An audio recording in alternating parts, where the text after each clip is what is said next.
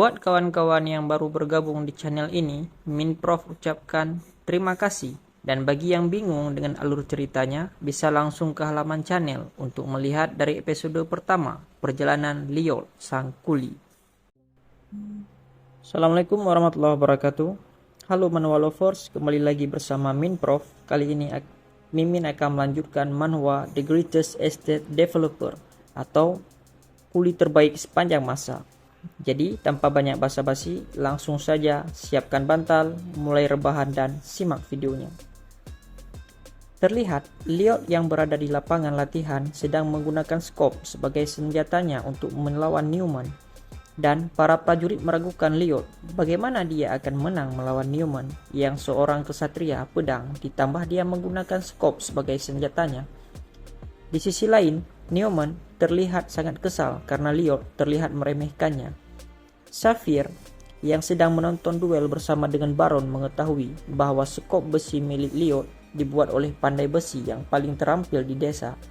Namun, sang Baron dan istrinya nampaknya malu dan sedikit kecewa karena Liot sepertinya sedang bermain-main saat ini. Namun, Saphir berkata dalam hati, tidak mungkin Liot yang telah bekerja keras selama berbulan-bulan bermain. Di pagi hari, selama sebulan ini dia melakukan latihan pagi tanpa protes apapun. Setelah selesai, dia akan meninjau pembangunan gubuk dan mengajarkan para insinyur desa tentang cara kerja dan cara membuat penghangat modern.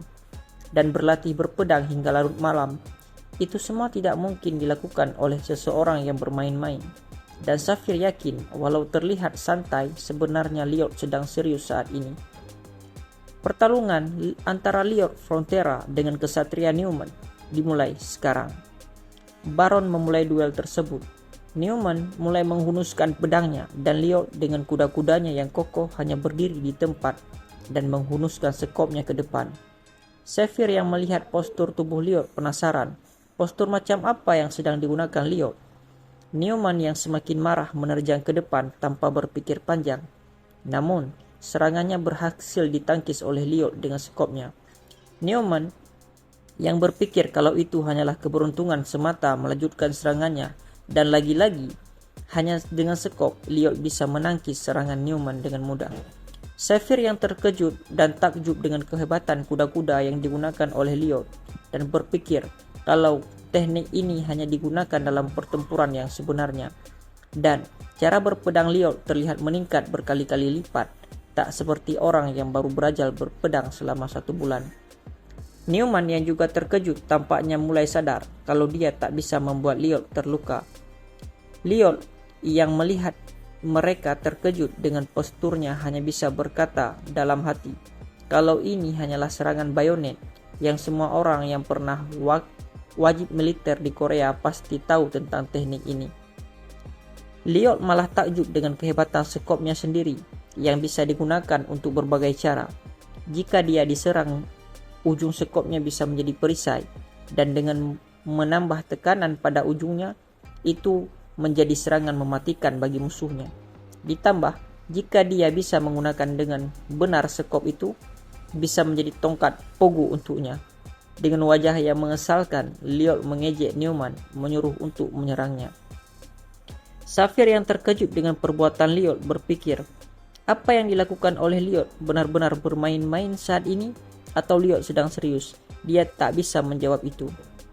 Newman yang semakin kesal dengan Liot menyerang secara membabi buta. Namun, Liot yang telah siap dengan skopnya berhasil menahan semua serangannya. Banyak hal yang aku persiapkan untuk menghadapimu. Yang pertama skop ini. Kedua, teknik berpedang dasar yang aku pelajari dari Saphir, ucap Liot dalam hati. Newman yang tidak bisa berbuat apa-apa pun terkejut. Bagaimana mungkin Liot bisa membuatnya mundur? Hal terakhir yang aku persiapkan untuk melawanmu adalah skill baru yang diberikan oleh sistem ini. Liot menyambung dalam hati. Kesukaan Saphir bertambah 1. Baron dan istrinya melihat ketulusan Anda. RP Anda bertambah 2 dan 3. Anda mempunyai 90 RP. Skill baru bisa dipelajari. Digging level 1. RP yang dibutuhkan 40. Apa Anda ingin mempelajarinya? Skill ini sangat bagus sekali, pikir Liot yang sedang bekerja. kembali ke duel.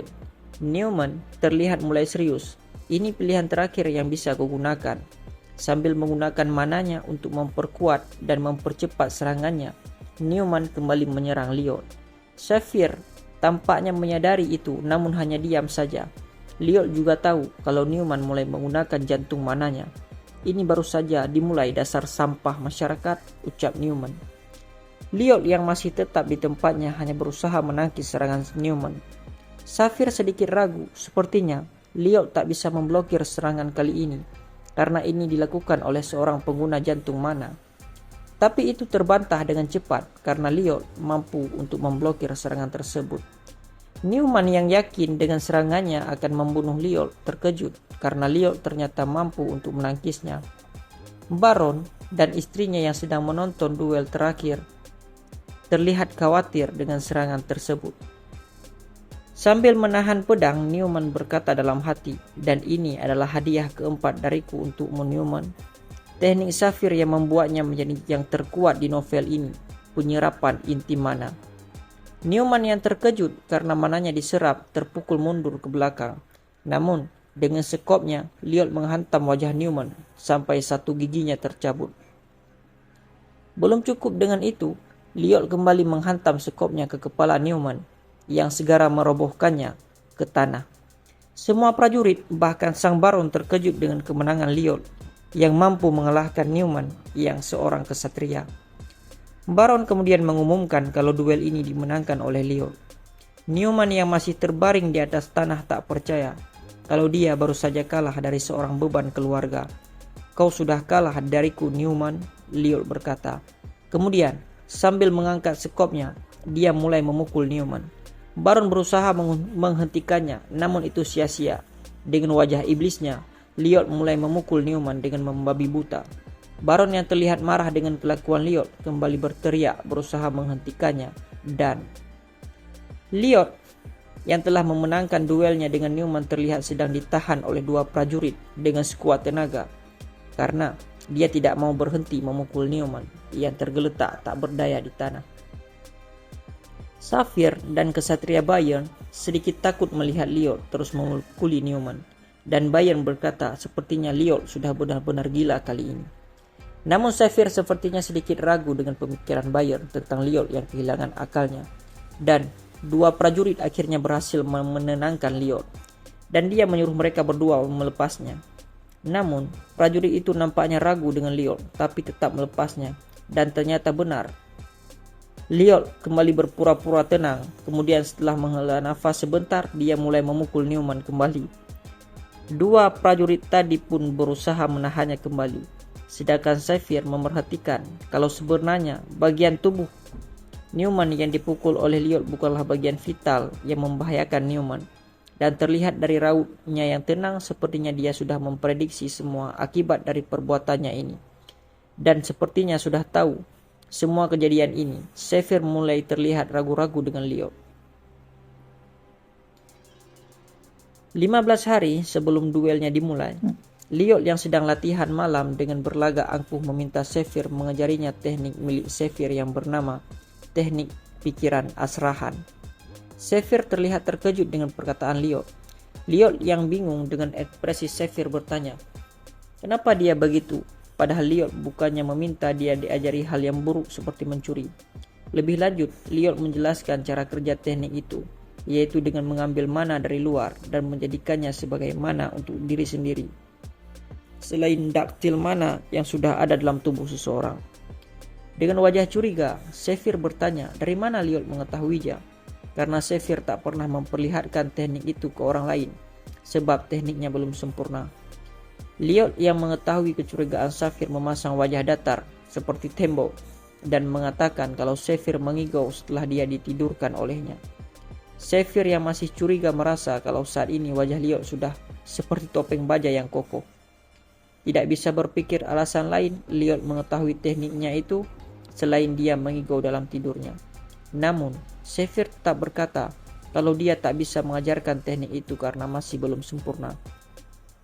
Lyot yang mengetahui dengan wajah licik mengatakan, bagaimana kalau dia bisa menyempurnakan teknik itu?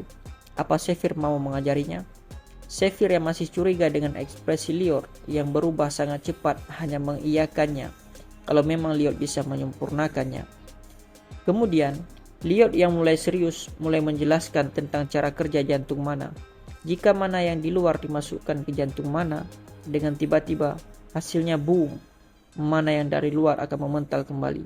Karena dari sudut pandang jantung mana dari luar itu sesuatu yang asing sehingga dia tidak bisa menyerapnya.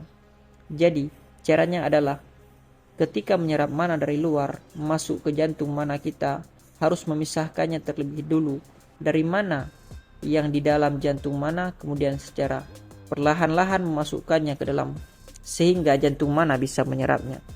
Sama seperti mesin utama dan mesin pendamping, mereka itu satu tapi berbeda ketika mulai bekerja.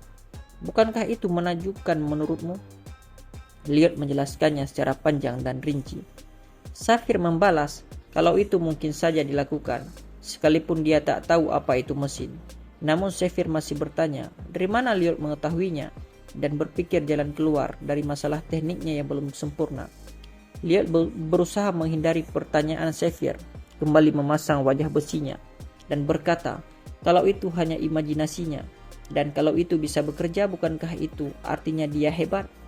Zephyr yang tahu kalau memang Liot menyembunyikan sesuatu heran, kenapa dia masih menggunakan ekspresi datarnya yang mengesalkan itu. Kemudian, Zephyr berhasil menyelesaikan teknik pikiran Asrahan yang sudah lama ingin dia sempurnakan. Di percobaan pertama, Zephyr berhasil membuat 3 circle di jantung mananya.